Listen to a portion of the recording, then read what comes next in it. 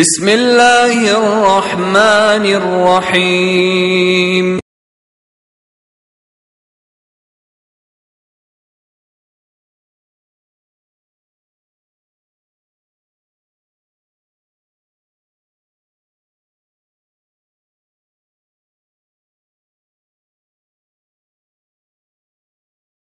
اور اپنے خدمات کا سلسلہ شروع کر دیا. آپ نے جامعہ سلفیہ بنارس میں مدرس کی حیثیت سے، ٹیچرز کی حیثیت سے کئی سال تک آپ نے خدمت انجام دی. اس کے بعد آپ کی تقریر اور آپ کی صلاحیت کو دیکھتے ہوئے وزارت السعودیہ نے آپ کو اپنے پاس مدعو کیا، اپنے پاس دعوت و دین کے کام انجام دینے کے لیے، اس میدان میں کام کرنے کے لیے وزارت السعودیہ نے آپ کو طلب کیا. الحمدللہ استاد محترم نے لبے کہتے ہوئے آپ وزارت سعودیہ کی طرف آپ رخ کیے اور وہاں پر تقریباً 30 سال سے، اب فی الحال 30 سال سے دبئی میں، شارجہ اور کئی ممالک میں آپ کے دروس منعقد کیے جاتے ہیں، آپ کے ورکشاپس منعقد کیے جاتے ہیں. آئے ہوئے ماؤں اور بہنوں کو اس سے مستفید ہو سکے، اس سے فائدہ مند ہو سکے. جزاک اللہ خیر. إن الحمد لله نحمده ونستعينه ونستغفره ونعوذ بالله من شرور أنفسنا ومن سيئات أعمالنا من يهده الله فلا مضل له ومن يضلله فلا هادي له وأشهد أن لا إله إلا الله وأشهد أن محمدا عبده ورسوله. يا أيها الذين آمنوا اتقوا الله حق تقاته ولا تموتن إلا وأنتم مسلمون. يا أيها الناس اتقوا ربكم الذي خلقكم من نفس واحدة وخلق منها زوجها وبث منهما رجالا كثيرا ونساء واتقوا الله الذي تساءلون به والأرحام إن الله كان عليكم رقيبا. يا أيها الذين آمنوا اتقوا الله وقولوا قولا سديدا يصلح لكم أعمالكم ويغفر لكم ذنوبكم ومن يطع الله ورسوله فقد فاز فوزا عظيما. أما بعد فإن خير الحديث كتاب الله وخير الهدي هدي محمد صلى الله عليه وسلم وشر الأمور محدثاتها وكل محدثة بدعة وكل بدعة ضلالة وكل ضلالة في النار. فأعوذ بالله السميع العليم من الشيطان الرجيم. بسم الله الرحمن الرحيم. يا أيها الذين آمنوا قوا أنفسكم وأهليكم نارا وقودها الناس والحجارة عليها ملائكة غلاظ شداد لا يعصون الله ما أمرهم ويفعلون ما يؤمرون. وعن ابن عمر رضي الله تعالى عنهما قال رسول الله صلى الله عليه وسلم كلكم راع وكلكم مسؤول عن رعيته فالأمير راع على الناس وهو مسؤول عن رعيته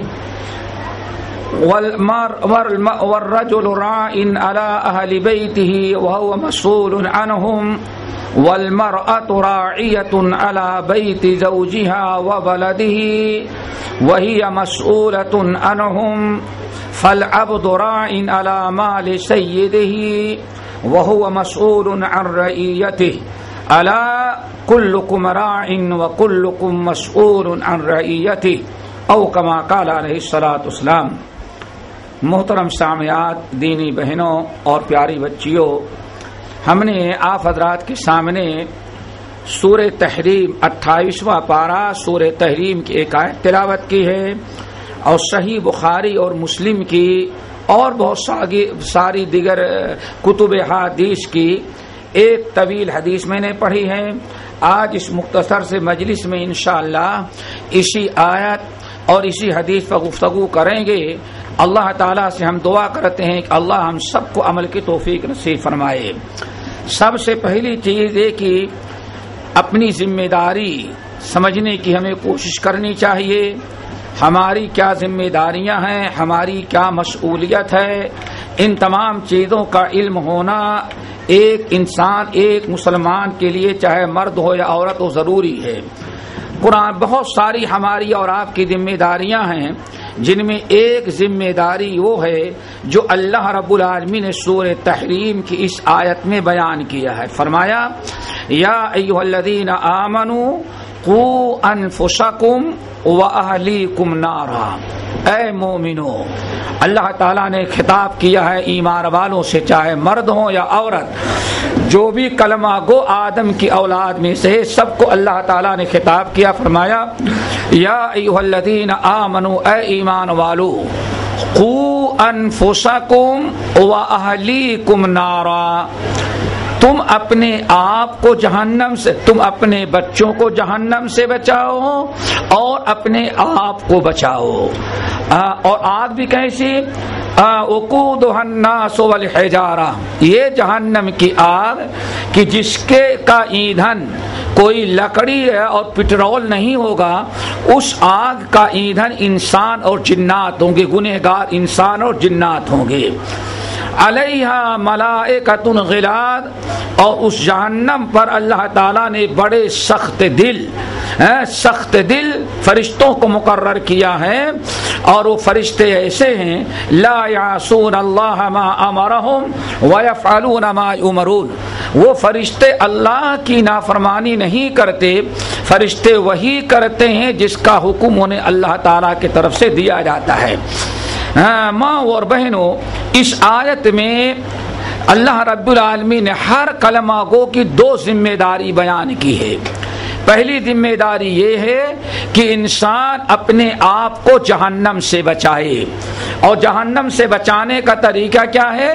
ایمان اور عمل صالح کی پابندی کریں، گناہوں اور برائیوں سے اپنے آپ کو بچائے، یہ پہلی یہ ایک ذمہ داری ہے۔ اور دوسری ذمہ داری اللہ رب العالمین نے جو بیان کیا ہے وہ یہ کہ وَأَهْلِيكُمْ، اپنے بال بچوں کو بھی جہنم سے بچاؤ۔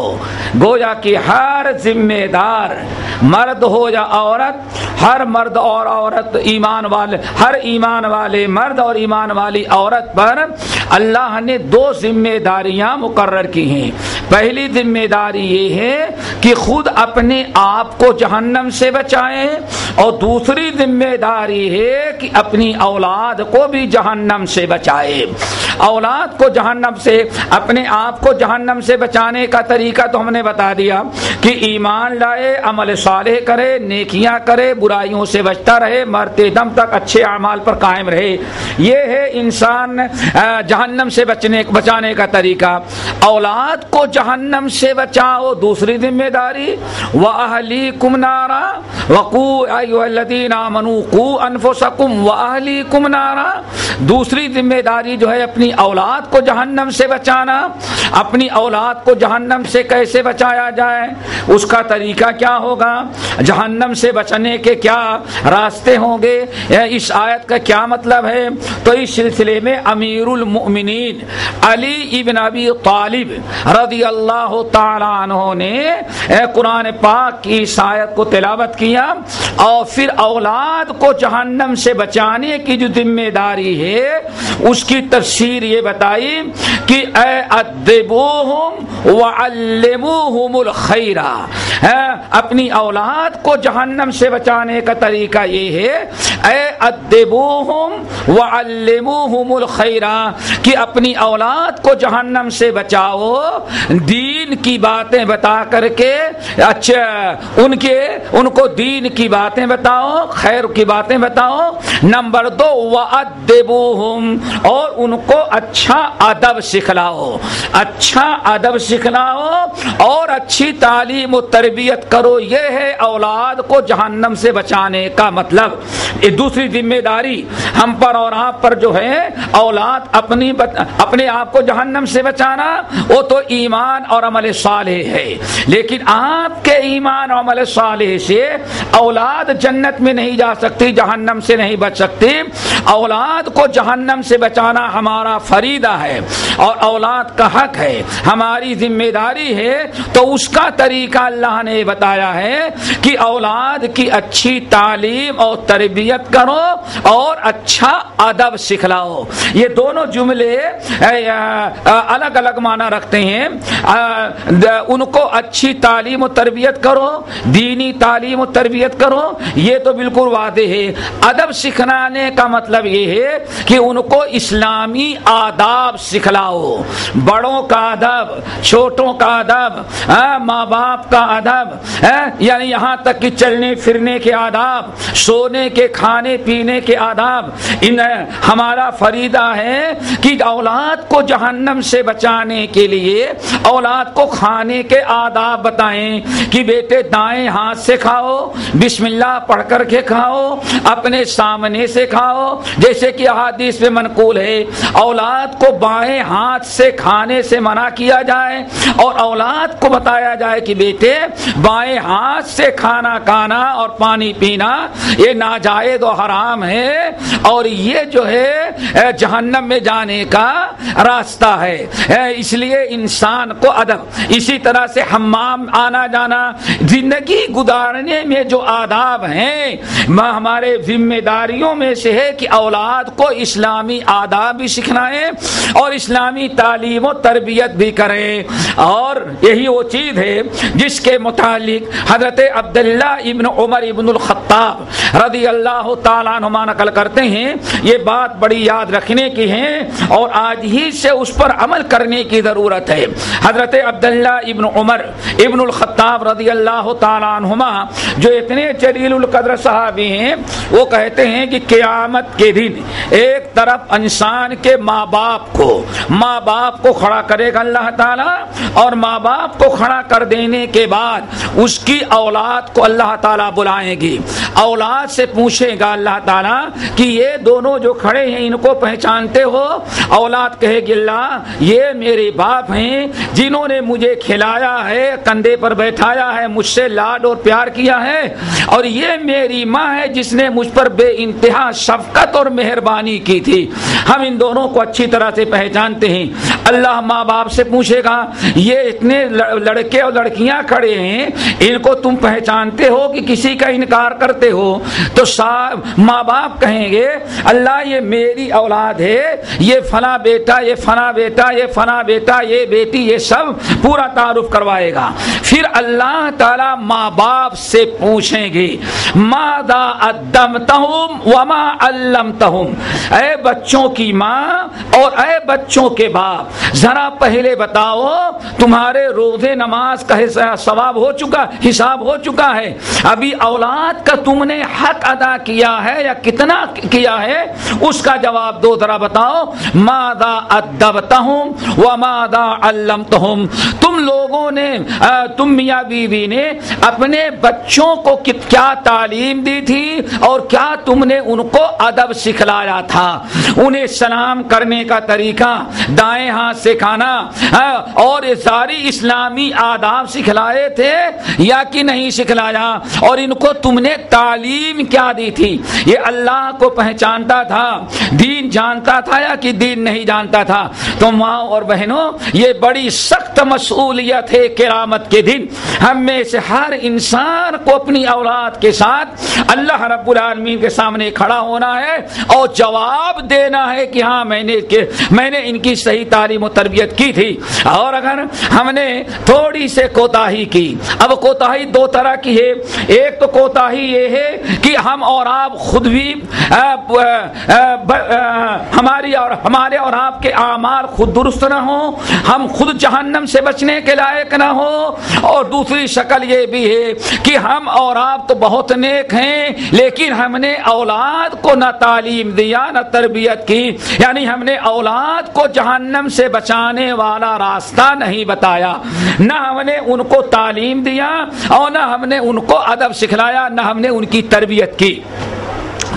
اب یہ سب سے زیادہ قیامت کے دن اللہ رب العالمین نے فرمایا سب سے زیادہ قیامت کے دن نقصان اٹھانے والا، خسارہ اٹھانے والا، جہنم کا ایندھن بننے والا، جہنم کے گڈھے میں جانے والا کون ہوگا؟ آپ حضرات ذرا یاد رکھیے گا 24واں پارہ سورہ زمر، سورہ زمر کے اندر اللہ تعالیٰ فرماتے ہیں اے ہمارے نبی آپ ان لوگوں کو بتا دیں قل ان الخاسرین الذین خسروا انفسهم واہلیہم یوم القیامہ ذلک هو الخسران المبین لهم من فوقهم ظلل من النار ومن تحتهم ظلل ذلك يخوف الله به عباده یا عباد فتقون۔ یہ دونوں آیتیں یہاں سے جانے کے بعد آپ کے گھر میں قرآن رہتا ہے، تفسیر رہتی ہے، آپ جس زبان کو جانتی ہیں اس زبان میں معنی اور ترجمہ رہتا ہے، ذرا ضرور کھول کر کے پڑھیں اور غیروں کو یہ آیت بتائیں کہ سب سے بڑا نقصان اٹھانے والا، سب سے بڑا خسارے میں پڑنے والا انسان کون ہے؟ اب سنو، رب العالمین فرماتے اے نبی آپ ان مسلمانوں سے کہہ دیں ان الخاسرین الذین خسروا انفسهم واہلیہم یوم القیامہ، سب سے بڑے خسارے والا وہ انسان ہوگا، سب سے زیادہ خسارہ میں نقصان اٹھانے والے وہ مرد اور عورت ماں باپ ہوں گے کہ خود بھی جہنم میں گئے اور ساتھ میں اپنی اولاد کو بھی لے کے جہنم میں گیا، یعنی نہ خود نیک بنا نہ اولاد کو نیک بنایا اس نے، نہ اور یا اپنے آپ کو تو نیک بنایا لیکن اولاد کی صحیح تعلیم و تربیت نہ کیا، لاپرواہی کیا، تو اللہ فرماتے ہیں ماں باپ خود بھی جہنم میں گئے اور اپنی اولاد کو لے کر کے گئے۔ رب العالمین فرماتے ہیں ذالک هو الخسران المبین، یہی سب سے بڑا خسارہ ہے کہ انسان اپنی اولاد کو لے کر کے جہنم میں چلا جائے اور جنت سے خود بھی محروم ہو اور اپنی اولاد کو بھی محروم کر کے جائے۔ پھر اللہ فرماتے ہیں ایسے لوگ جو اپنی اولاد کے ساتھ جہنم میں جا رہے ہیں، خود بھی نقصان اٹھا رہے ہیں اور اپنی اولاد کو بھی جہنم میں لے کے گئے، نقصان میں ڈالا اور خسارہ پہنچایا، وہ جہنم کیسی ہوگی وہ ذرا سنو۔ اللہ فرماتے لہم من فوقہم ظلل، ان ماں باپ کو ان کے اولاد کے ساتھ جہنم کے ایسے مقام پر رکھا جائے گا کہ لہم من فوقہم ظلل، ان کے جس جگہ رکھیں گے ان کا اس کی چھت جو ہوگی اس جگہ کی، اللہ فرماتے وہ بھی جہنم کی آگ ہوگی، ومن تحتہم ظلل، جہاں اپنی اولاد کو لے کر کے کھڑے ہوں گے رب العالمین نے فرمایا وہ بھی جہنم کی آگ ہوگی، چھت بھی جہنم کی اور اس کا فرش بھی جہنم کا، اور اسی طرح سے دیواریں بھی جہنم کی۔ رب العالمین فرماتے ہیں ذالک یخوف اللہ بہ عبادہ، یہی وہ نقصان اور خسارہ، یہی وہ جہنم ہے جس سے اللہ تعالیٰ اپنے بندوں کو آگاہ کرتے ہیں، اللہ اپنے بندوں کو ڈراتے ہیں کہ بندوں ایسا کام نہ کرو، ذرہ برابر اولاد کے معاملے میں کوتاہی نہ کرو کہ خود بھی جاؤ اور اولاد کو بھی جہنم میں لے کر کے جاؤ، یہ بڑا نقصان اور خسارہ ہے، اس سے اللہ تعالیٰ تم کو ڈراتا ہے۔ فتق یا عباد فتقون، میرے بندوں میں نے تمہیں انجام بتا دیا، اگر نہ خود نیک بنے نہ اولاد کو تم نے نیک بنایا، اولاد کی تربیت کیا، تو یاد رکھو یہ بہت ہی نقصان میں جاؤ گے، اور میرے بندو یہی وہ خسارہ ہے جس سے ہم تم کو ڈراتے ہیں، اپنے آپ کو بچاؤ۔ تو یہ بڑی شدید وعید ہے کہ ہم اولاد کے معاملے میں کوتاہی اور لاپرواہی کریں۔ اسی لیے ہم نے جو حدیث پڑھی ہے بڑی مشہور حدیث ہے، اس حدیث میں بھی یہی ذمہ داری بیان کی گئی ہے۔ نبی علیہ السلام نے فرمایا کلکم راعٍ وکلکم مسئول عن رعیتہ، تم میں سے ہر آدمی ذمہ دار ہے اور قیامت کے دن اس سے کہ وہ اللہ تعالیٰ اس کی ذمہ داری کے متعلق اس سے پوچھیں گے، سوال کریں گے۔ پھر آپ نے فرمایا الا فالامام راعٍ، بادشاہ ذمہ دار ہے پورے ملک کا، پورے ملک کے لوگوں کے بارے میں بادشاہ سے پوچھا جائے گا۔ فالرجل راعٍ علی اہل بیتہ، آدمی اپنے گھر کا ذمہ دار ہے، اس لیے مرد سے گھر والوں کے متعلق پوچھا جائے گا۔ پھر آپ نے آگے ارشاد فرمایا والمرأۃ راعیۃ علی بیت بالها وولدہ. اسی کو ذرا غور سے سنو، اللہ کے رسول نے کتنی بڑی ذمہ داری ڈالی ہے. فرمایا والمرأۃ راعیۃ علی بیت بالها وولدہ. آدم عورت کو اللہ تعالی نے ذمہ دار بنایا ہے شوہر کے گھر اور شوہر کی اولاد کا. فالمرأۃ راعیۃ علی بیت اہلها وولدہ. شوہر کو، عورت کو ذمہ دار بنایا ہے شوہر کے گھر کا اور شوہر کے اولاد کا، بچوں کا. اب کتنی، اور پھر اللہ سننا کہ کیا فرمایا وہی مسئولۃ عن رعنہم.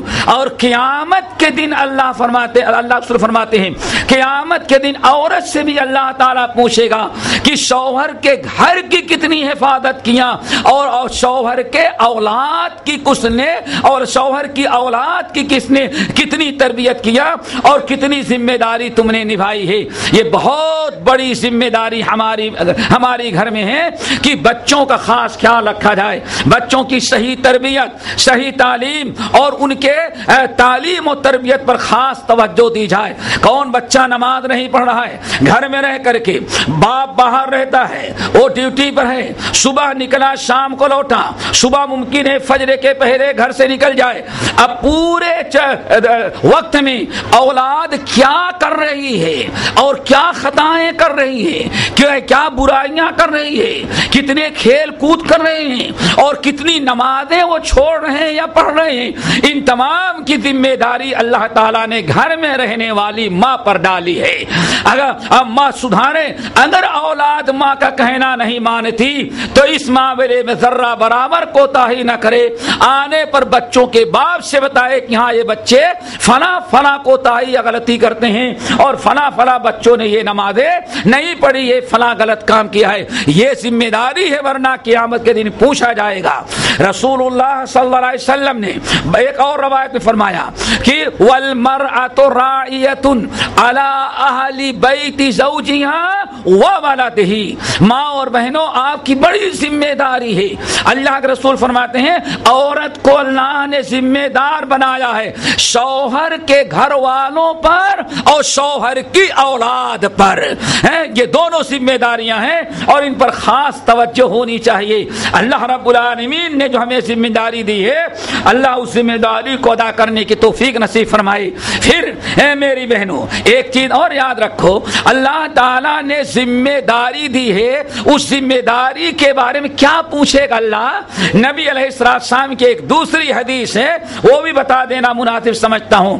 نبی علیہ السلام نے ارشاد فرمایا، حضرت عبداللہ بن مسعود اور حضرت عبداللہ ابن عمر ابن الخطاب رضی اللہ تعالیٰ عنہ کی روایت، اور تقریباً یہی معنی حضرت انس بن مالک سے بھی کی حدیث میں موجود ہے.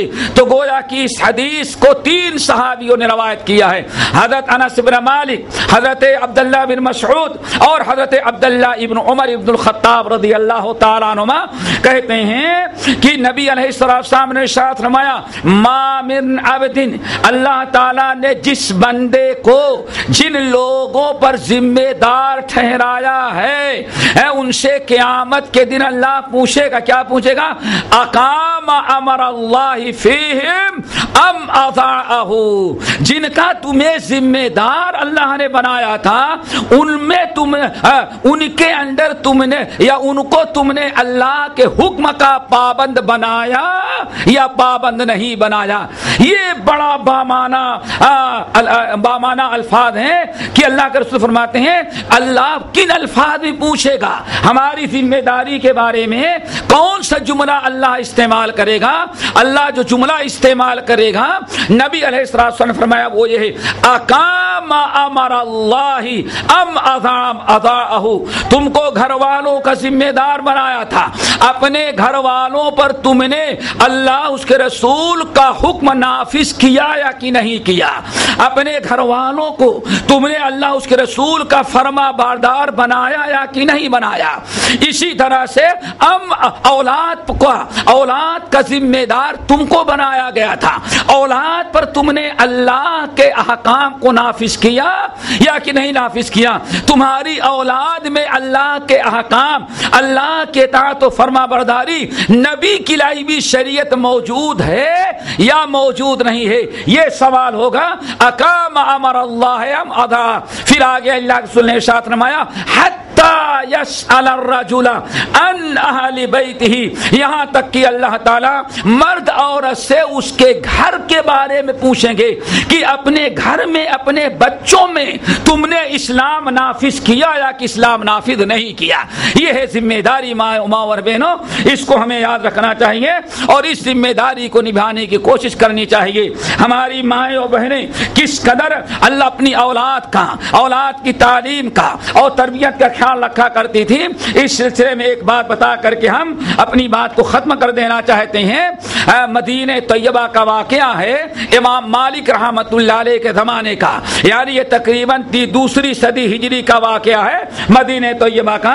ایک صاحب تھے جن کا نام تھا فروخ اور ان کی کنیت تھی ابو عبد الرحمن۔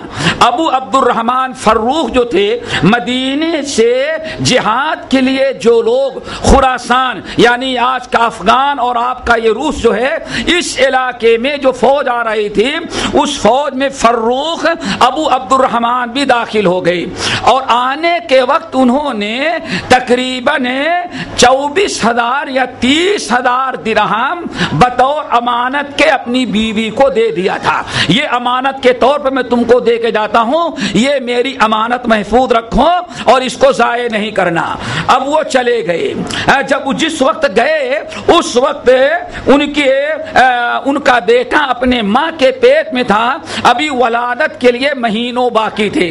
وہ چلے گئے بیچارے، اپنی اولاد کو، اپنی بیوی کو حامل چھوڑے اور چلے گئے وہ خراسان میں کافی عرصہ ان کو لگ گیا۔ وہاں حالات کہیں قیدی بنائے گئے، کہیں پکڑے گئے، اس طرح سے تقریباً 30 سال گزر گئے، ان کو مدینہ طیبہ پلٹ کر کے آنے کا موقع نہ لگا۔ 30 سال کا عرصہ گزر جانے کے بعد 30 سال گزر جانے کے بعد جب حالات سازگار ہوئے، فروخ رحمت اللہ علیہ جب مدینہ طیبہ آئے تو مدینہ طیبہ پہنچتے پہنچتے رات ہو گئی تھی اور سارے مدینے پر سناٹا چھایا تھا، رات کی تاریکی تھی۔ بہرحال انہوں نے اپنے گھر کو پہچانا اور گھر کو پہچاننے کے بعد رات کو دروازہ کھٹکھٹایا۔ اب بیوی تو مایوس ہو گئی تھی کہ اب شوہر کہاں، آنا ہوتا تو آ جاتا، 30 سال گزر گئے، ابھی کہاں، پتہ نہیں قتل کر دیا، شہید کر دیا گیا، ضائع کر دیا گیا یا غیر مسلموں نے اس کو قیدی بنا رکھا، اس کا کوئی علم ہی نہیں تھا۔ بہرحال رات کو آدھی رات میں دروازہ پیٹا، وہ ایک نوجوان بڑے ہٹا کٹا خوبصورت آ کے دروازہ کھولا تو دیکھا کہ دروازے پر ایک آدمی گھوڑے پر سوار کھڑا، گھوڑے سے اترا، تلوار لٹکائے ہوئے کھڑا ہے۔ گھر سے نکلنے والا نوجوان سمجھا یہ ڈاکو آ گیا، وہ دوڑا ہوا گیا، اپنی تلوار لیا اور دروازے میں آ کر کے کھڑا ہو گیا، کہا یا عدو اللہ، اللہ کے دشمن، یہ ہاذا داری واہلی، اے اللہ کے دشمن۔ ابو فروخ جو 30 سال کے بعد لوٹے تھے، وہ تلوار گھر سے آدمی دروازہ کھولتے ہوئے ایک لڑکے کو دیکھا، ان کو بڑا غصہ آیا اور انہوں نے سمجھا یہ کوئی حرام کار انسان ہے، کوئی حرام کار انسان ہے جو ہمارے گھر میں آ کر کے سو رہا تھا۔ کہا یا عدو اللہ ہذا داری واہلی، ظالم ہے، بدماش، یہ میرا گھر ہے، اس کے اندر میری بیوی رہتی ہے، تو کیوں ہمارے گھر میں رات کو آ کر کے سویا؟ وہ سمجھتے ہیں یہ حرام کار انسان ہے، ہمارے گھر میں آ کے سویا ہوا تھا۔ وہ سوچتے ہیں اس نوجوان کو ہم قتل کریں، لیکن اس نوجوان نے کیا کہا؟ یا عدو اللہ، یا عدو اللہ، یہ میرا گھر ہے، اس میں میری اہل ویال رہتے ہیں، تو گھر میں چوری کرنے آیا ہوا ہے، اللہ کی قسم تلوار سے تیری گردن مار دوں گا۔ اور دونوں طرف سے اندر والا ڈاکو سمجھتا ہے باہر والے کو، اور باہر والا سمجھتا ہے یہ ہمارے گھر میں حرام کام کرنے کے لیے گیا ہوا تھا۔ دونوں ایک دوسرے سے تلواریں کھینچے ہوئے ہیں، شور مچا، بہت سارے لوگ آ گئے، یہاں تک کہ امام مالک رحمت اللہ علیہ دوڑے ہوئے آئے، کیونکہ امام مالک رحمت اللہ علیہ کے استاد کا گھر تھا، وہ دوڑے ہوئے آئے، کیا بات ہے، دیکھا کہ دونوں طرف سے تلواریں نکلی ہوئی ہیں اور پنچایت ہو رہی ہے۔ اندر والا کہتا ہے یہ چور اور ڈاکو ہے، رات کے تنہائی میں ہمارے گھر میں آنا چاہتا ہے، اور وہ کہتا ہے اللہ کی قسم اس نوجوان کو نہیں چھوڑوں گا، چونکہ یہ میرا گھر، میری بیوی اس میں رہتی ہے، یہ ظالم انسان کیوں میرے گھر میں آیا۔ بات بہت زیادہ بڑھی، امام مالک رحمت اللہ علیہ نے باہر جو فروخ کھڑے تھے ان سے کہا بڑے میاں کیوں ضد کرتے ہو، مسجد میں جا کر کے سو جاؤ، تم کسی کے گھر میں کیوں سوتے ہو؟ کہا یہ میرا گھر ہے، میرا نام فروخ ہے، میں ابو عبد الرحمن ہوں، میرے باپ کا فلاں نام تھا، یہ گھر باپ کی وراثت میں ملا تھا، یہ میرا گھر ہے۔ جب انہوں نے اپنا تعارف کروایا تو فروخ کی بیوی جو تھی وہ اندر سے آواز سن گئی، ان کی خوشی کی انتہا نہیں کہ جو شوہر 30 سال سے غائب تھا آج پتہ نہیں کہاں سے ہمارا شوہر حاضر ہو گیا۔ وہ وہاں سے بڑی تیزی کے ساتھ دوڑی اندر سے، اور نوجوان اور اپنے شوہر کے درمیان کھڑی ہو گئی اور اپنے بیٹے سے کہتی ہیں بیٹے خبردار، یہ تمہارے باپ ہیں جو تمہیں ہمارے پیٹ میں چھوڑ کر کے گئے تھے، اس لیے خبردار یہ ان پر ہاتھ نہ اٹھاؤ۔ فروخ کو کہا یہ تمہاری امانت، تمہارا بیٹا ہے جو ہمارے پیٹ میں چھوڑ کے گئے تھے۔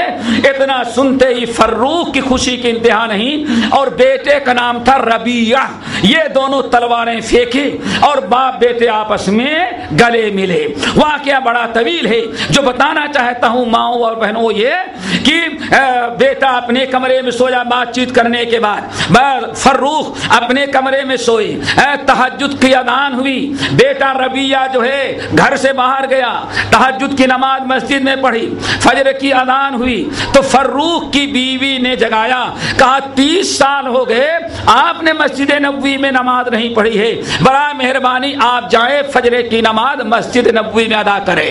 فروخ کہتے میں مسجد میں آیا نماز پڑھنے کے لیے، جب نماز پڑھ کر کے فارغ ہوا تو میں نے دیکھا کہ ایک نوجوان بڑا خوبصورت صحت مند مسجد نبوی کے ایک ستون سے ٹیک لگا کر کے بیٹھ گیا، اور بہت سارے لوگ مسجد میں جو تھے وہ اور دوسری مسجدوں کے لوگ چاروں طرف سے آئے، ہزاروں کی تعداد میں کاغذ اور قلم لے کر کے آئے، اور وہ نوجوان جو ہے مسجد نبوی میں جو ٹیک لگا کر کے بیٹھا تھا اب اس نے حدیث بیان کرنی شروع کی، حدثنی فلان حدثنی فلان حدثنی فلان عن ابی ہریرہ رضی اللہ تعالی عنہ قال قال رسول اللہ صلی اللہ علیہ وسلم، اس طرح سے حدیث پڑھا رہے ہیں۔ وہ ابو فروخ چونکہ رات میں اچھی طرح سے بچے کو پہچان نہ سکے تھے، اپنی اولاد کو نہ پہچان سکے تھے، بہرحال یہ عزت، یہ مقام، یہ مرتبہ، یہ حدیث کا عالم، وقت کا امام اور محدث دیکھ کر کے کھڑے ہوئے،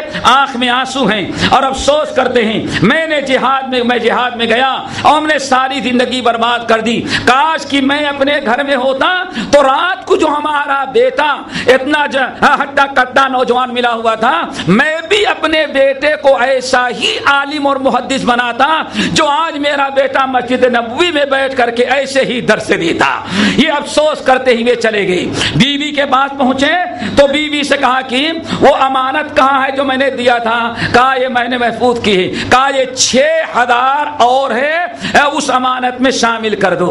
بس بات چیت ہو گئی، ناشتہ دیا، بات چیت ہوئی بہت دیر تک، تو کہنے لگے کہ میری اہلی بیوی، میں نے مسجد میں ایک نوجوان دیکھا، بڑا رشک آیا، حدیث پڑھا رہا ہے، ہزاروں لوگ دور دراز سے اس کے پاس حدیث پڑھنے کے لیے آئے ہیں، وقت کا محدث، وقت کا امام بنا ہوا ہے، کاش کی میں ہوتا تو میں بھی اپنے بیٹے کی ایسی ہی تعلیم و تربیت کرتا کہ وقت کا امام اور محدث وہ بن جاتا۔ ان کی بیوی مسکرائی اور کہا حضرت اب آپ بتائیں، وہ آپ اپنی امانت جو 30,000 دے کے گئے تھے وہ چاہتے ہیں کہ ایسی اولاد چاہتے ہیں؟ کہا مجھے ویسی اولاد دینے کے لیے لاکھوں درہم دینے پڑے تو میں خرچ کرنے کے لیے تیار ہوں۔ تو کہا مبارک ہو، وہ جو درہم اور امانت 30,000 آپ ہم کو دے کے گئے تھے، میں نے وہ ایک درہم اپنی ذات پر نہیں خرچ کیا، ہم نے آپ کے بیٹے کو محدث بنانے اور اسے تعلیم حاصل کرانے میں خرچ کیا، اور جس नौजवान को मस्जिद नबवी में देख करके आप रश्क कर रहे हैं, अल्लाह की कसम वही आपका बेटा है जो हमारे पेट में आपके छोड़ करके गए थे। हमने आपके बेटे को आपके पैसे से यहाँ इस मंजिल तक पहुँचाया है। तो हर माँ को चाहिए कि अपनी औलाद का खास ख्याल रखे, औलाद की तालीम का, तरबियत का, नमाज का। 7 साल के बच्चे हो जाए नमाज का हुक्म दो, 10 साल के हो जाएं अगर नमाज नहीं पढ़ते तो उनको सदा दो, उनके बिस्तर 10 साल के बाद अलग हो जाए, खाने पीने के आदाब सिखलाओ। ये सबसे बड़ी जिम्मेदारी घर में हमारी माँ और बहन की होती है। अल्लाह ताला हम सबको अमल की तौफीक नसीब फरमाए और अपनी जिम्मेदारी को कमा हक अदा करने की तौफीक दे। काफी है सवाल जवाब है कि नहीं? कुछ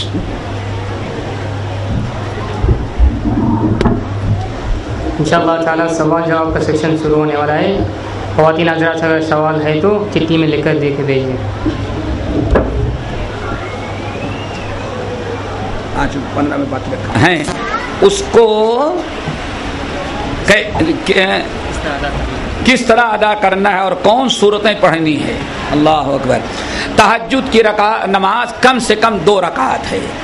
नबी कम से कम 2 रकात हैं। नबी अलैहिस्सलाम 8 रकात वित्र के अलावा पढ़ते थे। इस तरह से 11 रकातें आप पढ़ते थे। 8 रकात तरावी की नमाज, 8 रकात तहज्जुद की नमाज और 3 रकात वितर। यही आपका अक्सरी अमल था। और कभी कभी आप 2 रकात और पढ़ लेते थे तहियतुल वदू के तौर पर। तो इस तरह से 13 रकातें हो जाती हैं। बहरहाल मुस्नद सुन्नत ये है कि 8 रकात तहज्जुद पढ़ी जाए और 3 रकात वितर पढ़ी जाए।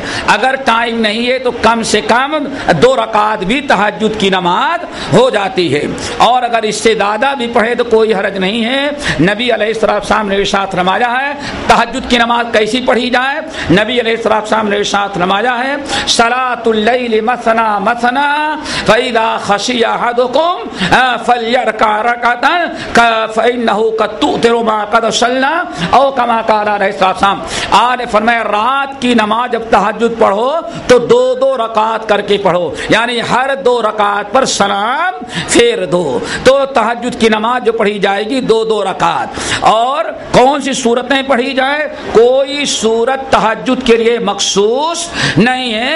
अल्लाह ने फरमाया फक़रऊ मा तयस्सरा मिन्हु, जो कुरान आपको आसानी से याद है आप आसानी से पढ़ें। अगर किरात लंबी करना चाहती हैं, एक सूरत को 2-2 मरतबा 3-3 मरतबा या एक रकात में कई सूरतें भी आप पढ़ना चाहें तो पढ़ सकती हैं, कोई मुद्दा का कोई हरज नहीं है। बल्कि तहज्जुद की नमाज में अगर कोई हमारी माँ और बहन हमारी बच्चियाँ किरात लंबी करना चाहती हैं और उनको उतना लंबा कुरान, इतना ज़्यादा कुरान याद नहीं है, तो कुरान हाथ में ले करके मुसहफ ले करके भी अगर वो तहज्जुद की नमाज में पढ़ें कि किरात लंबी करने के लिए, तो इंशाअल्लाह कुरान देख करके पढ़ने में भी कोई मुद्दा का कोई हरज नहीं है। बस क्या है, इन्हें हमारे बड़े लोग कहा करते हैं कि जो भी आदमी को मुसीबत और तकलीफ बीमारी में होती है हाँ। और उसकी तकलीफ़ें और उसकी गुनाहें माफ़ होती हैं और वो क्या है बिल्कुल इंतकाल होते हैं, उसकी मौत उसी में आ जाए तो मुकम्मल तौर पर वो साफ़ हो जाता है गुनाह उनसे। तो इसी तरह बहन सवाल करते हैं कि वही सेहतमंद आदमी उसको तकलीफ़ लायक हो जाए उसके बाद उसी इसमें मौत आ जाए, क्या उसे भी इसी तरह पाक होगा? नहीं, मैं समझा नहीं।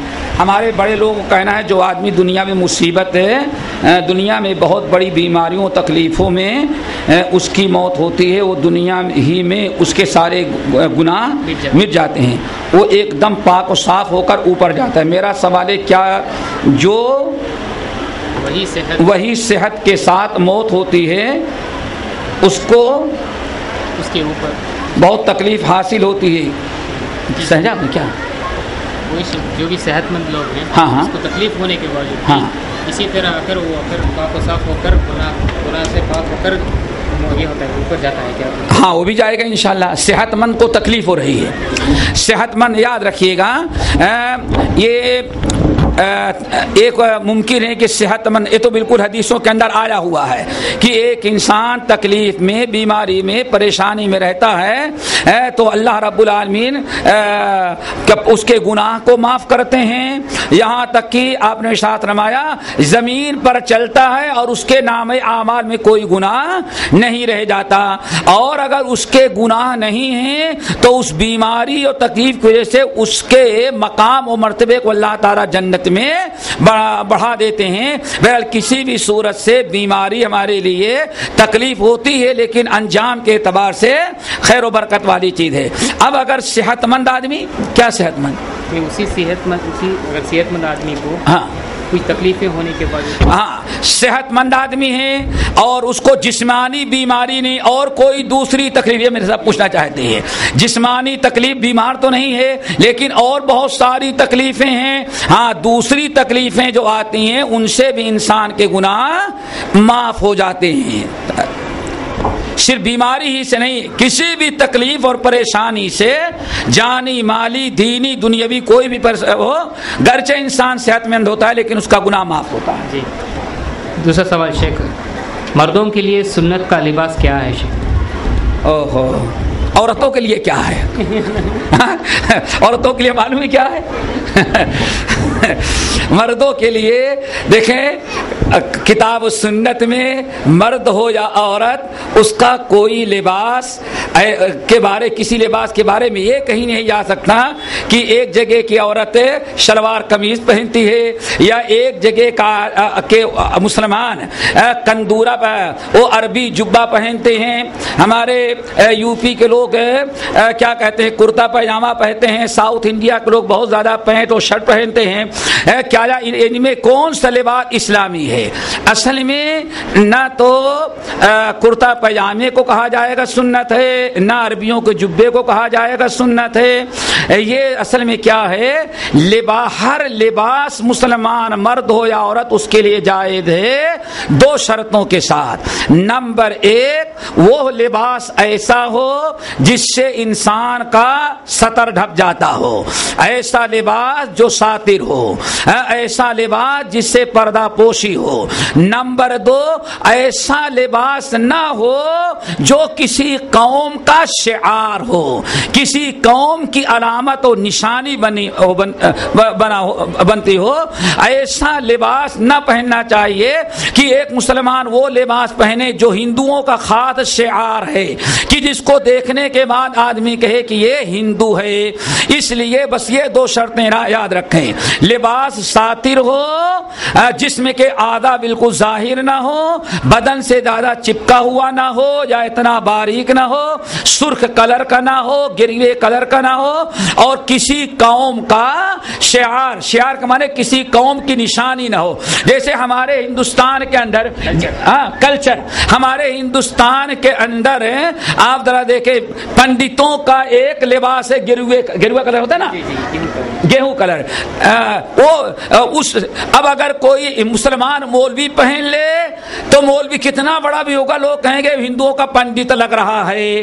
اسی لیے جو لباس چاہے مردوں کا ہو یا عورتوں کا کسی غیر مسلم قوم کا شعار اور علامت و نشانی ہو وہ نہیں ہونا چاہیے، بس کبھی نا۔ جی شیخ اور ایک سوال ہے، مدت حیض میں کیا عورتیں قرآن پڑھ سکتی ہیں یا دعا کر سکتی ہیں کہ تہجد کے وقت میں؟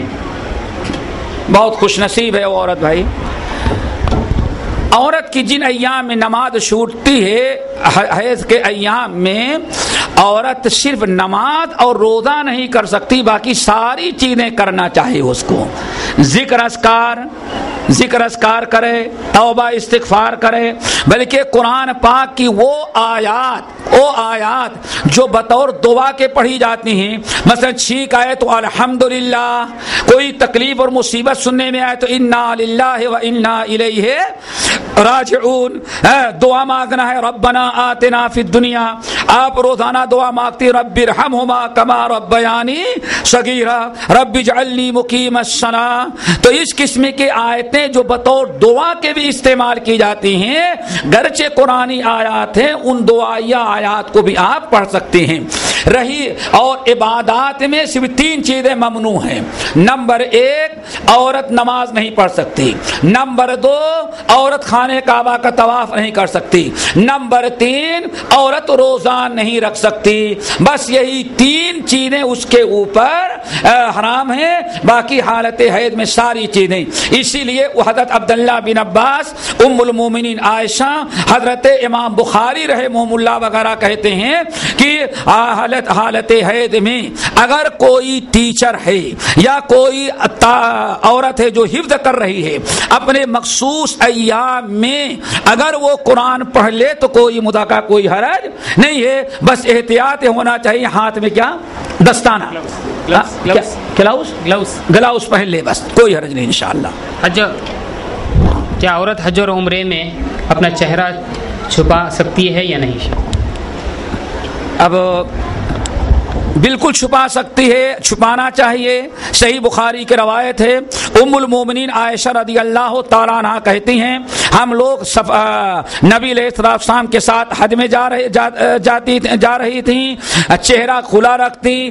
سامنے سے اگر کوئی مرد آتا تو استلنا علینا ثیابنا، جب دور سے کوئی مرد آنے لگتا تو ہم لوگ اپنے چادر کو اوپر اپنے چہرے پر ڈال لیا کرتی تھی. یہ جو ناک والا باقاعدہ اسپیشل برقع آتا ہے جس میں ناک بنی ہے، آنکھ بنی، وہ نہیں استعمال کریں.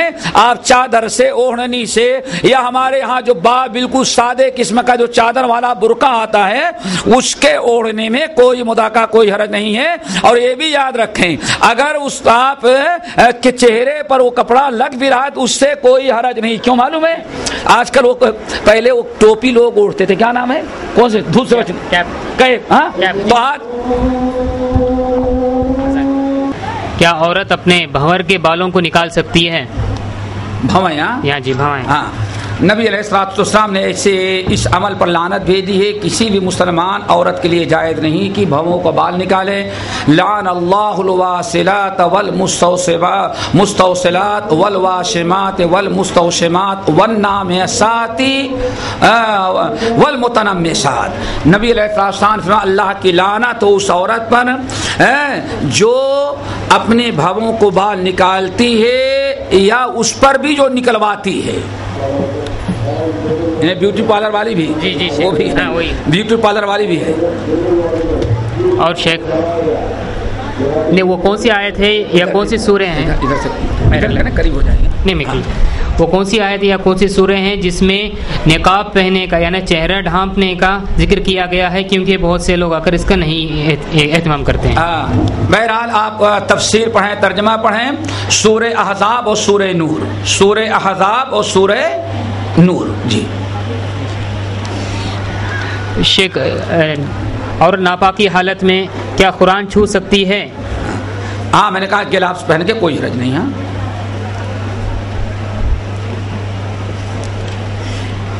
قرآن مجید جلد سے جلد حفظ کرنے کے لیے بچوں کو کس طرح گھر میں تربیت دی جا سکتے؟ حالانکہ بچے اسلامی اسکول میں پڑھتے ہیں، وہاں پر روزانہ حفظ کا اہتمام کیا جاتا ہے. ہم کس طرح رہنمائی کریں بچے کو؟ تجربہ چاہیے. جی شیخ. آج بچوں کا سب سے زیادہ وقت تو ٹی وی کے پیچھے جاتا ہے. ٹی وی، انٹرنیٹ، ان تمام چیزوں پر سب سے پہلے کنٹرول کریں بچوں کو. اور نمبر 2، بچوں کو خوب رغبت دلائیں. استاد جو وہاں سے دے کر کے بھیجتا ہے اس کو یاد کرانے کی کوشش کریں. صرف استاد پر بھروسہ نہ کریں بلکہ استادی کی طرح آپ بھی محنت کریں. جی سیدھا اگر کوئی انسان قرض کی حالت میں انتقال ہو جاتا ہے، کیا وہ انسان جہنم میں چلے جائے گا یا کیا کرنا چاہیے؟ ہماری بات بہنوں کو شاید اچھا نہ لگے. یہ آپ مولوی صاحب کو نہیں، آج بچوں کا گھر میں سب سے زیادہ ٹائم جو ہو جاتا ہے کیا؟ کارٹون کے نام پر، ٹی وی، ڈرامے، انٹرنیٹ، اس پر. اور اس کا میں نے تجربہ کیا. آج تک میں نے اپنے گھر میں نہیں رکھا الحمدللہ. 11 بچے ہیں، سارے لڑکے لڑکیاں سب حافظ قرآن ہیں الحمدللہ. اور صرف برکت یہ ہے گھر میں نے نہیں رکھا، آج تک ٹی وی نہیں رکھا. 11، 5 بچیاں اور 6 لڑکے، سب بھی ایک بچے نے 7 سال میں حفظ مکمل کیا اور دوسرا جو ہے امسال مکمل کرا 7.5 سال کا ہے. سمجھ گئے نا. بچیاں حفظ بھی کی, تجوید بھی کی. تو ہم نے تجربہ کیا ماں اور بہنوں, شاید آپ کا تجربہ الگ ہو, ہم نے جو تجربہ کیا یہ گھر میں کھیل کود اور لہو لعب, اور جو میں نے کہا سب سے بڑی چیز ٹی وی. ماں باپ بھی سوتے چالو کر دو, اس میں مشغول ہیں تاکہ جھگڑے لڑائی نہ ہو, اسی میں بچوں کا وقت جاتا ہے. چلو جی تراشر, اگر نماز چھوٹ جائے تو یہاں پہ عمر قضا کے اعتبار سے نماز ادا کرتے ہیں, کیا ادا کرنا ہے یا نہیں؟ قرآن و سنت کے روشنی میں قضائے عمری کی کوئی حقیقت نہیں ہے. نبی علیہ السلام کے فرمان کے مطابق اگر آپ نے قصدن نماز چھوڑی تھی 1 سال 2 سال 10-20 سال, پھر اللہ نے آپ کو توفیق دیا نماز پڑھ رہی ہیں, تو 2 کام آپ کریں. نمبر 1, جب بھی آپ کو چھوٹی ہوئی نمازیں یاد آئیں اللہ تعالیٰ سے خوب رو کر کے توبہ استغفار کریں. نمبر 2, نبی علیہ السلام کے فرمان کے مطابق آپ فرائض کے ساتھ نوافل کا زیادہ سے زیادہ اہتمام کریں. حدیث میں اللہ رسول نے ارشاد فرمایا ہے کہ قیامت کے دن آدمی کی نمازیں کم ہوگی تو اس کی نوافل اور سنن کو اللہ تعالیٰ فرض بنا کر کے اس بندے کو کامیاب کر دے گا. قضاء عمری ایک ہیلا بہانہ لوگوں نے بنایا, اس کی کوئی حقیقت کتاب و سنت میں نہیں ہے. جی اگر عورت سفر میں ہے تو وہاں پر سفر گاڑی میں ہے نماز پڑھنے کے لیے, تو کیا وہ اپنے چہرہ چھپا سکتی ہے؟ اسی طرح کعبۃ اللہ میں نماز پڑھتے وقت مرد آگے گزرتے ہیں, کیا چہرہ چھپا کر نماز پڑھ سکتی ہیں؟ کوئی مشکل نہیں انشاءاللہ, کوئی مشکل نہیں. چونکہ چہرہ چھپانے کے بعد قرآن بھی پڑھ لے گی, تسبیح تحلیل بھی پڑھ لے گی, اللہ سارے ارکان ادا ہو جاتے ہیں. بچوں کو حدیث یاد کرانا ہے تو کیا طریقے سے بچوں کو حدیث یاد کرا سکتے ہیں؟ سب سے پہلے ان کو 40 نووی 40 حدیثیں ہیں, ان کو آہستہ آہستہ یاد کرائیں. اور حدیث کے یاد کرنے کا سب سے بہتر طریقہ اس پر عمل یاد رکھو. محدثین جو کئی لاکھ حدیثیں یاد کرتے تھے, ان سے لوگوں نے پوچھا کہ تم لوگ کون سا معجون یا کیا دوا کھاتے ہو جو اتنی حدیثیں یاد کر ڈالے؟ کہا ہم لوگ کھاتے پیتے کچھ نہیں, کوئی دوا حفظ کی نہیں. کننا نستعین ولا حفظ الحدیث بالعمل, ہم لوگ حدیثوں کو یاد کرتے تھے عمل کے ذریعے, یعنی جو حدیث پڑھتے اس پر عمل کرنے لگتے, تو عمل کی ہوئی چیز کو انسان کبھی بھولتا نہیں. بس چلیں, اللہ تعالی ہم تمام لوگوں کی محفل کو قبول فرمائے. سبحانک اللہم و بحمدک اشہد ان لا الہ الا انت استغفرک و اتوب الیک. جزاک اللہ احسن جزا اللہ تعالیٰ استاد محترم دنیا اور آخرت میں بہترین عطا فرمائے. اور اللہ تعالیٰ سے بھی دعا کرتا ہوں کہ اللہ تعالیٰ استاد محترم کو نظر بد سے حفاظت فرمائے, اور اللہ تعالیٰ اور کئی موقع میں عطا فرمائے چنئی میں ایسے استاد محترم کے دروس اٹینڈ کرنے کے. اللہ تعالیٰ سے دعا ہے کہ اللہ تعالیٰ سننے سے زیادہ ہمیں عمل کرنے کی توفیق فرمائے. السلام علیکم. خواتین حضرات, چلے